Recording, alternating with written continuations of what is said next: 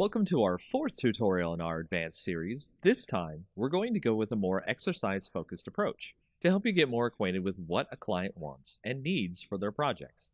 Today's exercise, creating web banner ads for a client.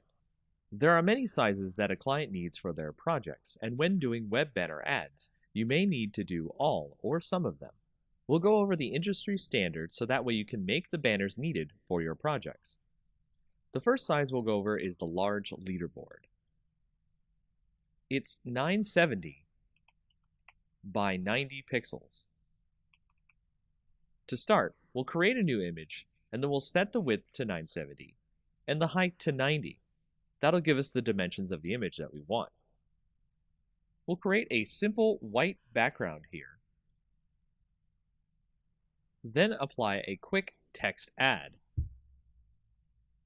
Make sure your text is in black so it shows up on the background. Write 10 apples for $3.99.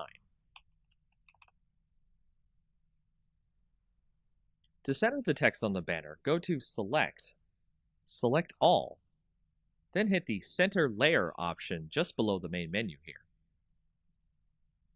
From there, add an image of an apple.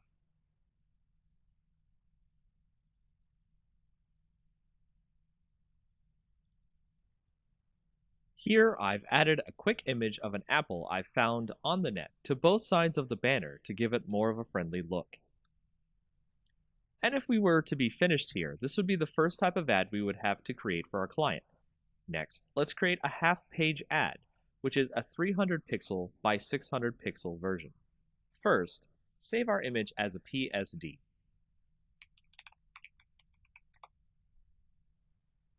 Now, change our image to a 300 by 600 canvas.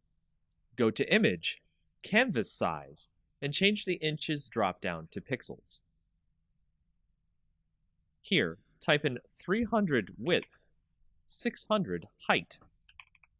You'll notice our apples and text is now strangely off screen, and our background isn't fully white. We'll fix all of that and show you how to continue to make other sizes of ads. If you notice, the apple images aren't exactly gone. They're just off screen to the image's canvas. Let's bring those apples back to the top and bottoms of our image now. Then, let's use the paint bucket icon on the left and fill in our white background again. Remember to click the correct layer, which should be the first layer in your order.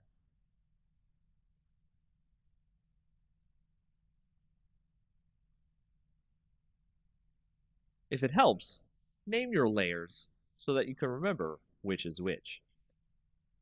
Now that we have our white background again, what about our text? For that, let us change the spacing by pressing Enter on certain parts of the text. Here at Apples should do it. Move the text onto the canvas.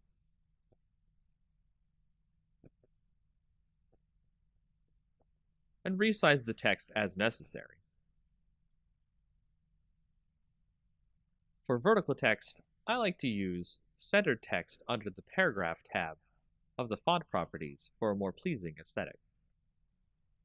And there you have it. We have a new ad that can save as a separate PNG or JPEG from our original Apple ad. From here, we can create all the rest of the industry standard ad sizes: 160 by 600, 120 by 600, 336 by 280, 300 by 250, 728 by 90, 468 by 60, 200 by 200, and 250 by 250. See if you can make Apple ads for each one of them.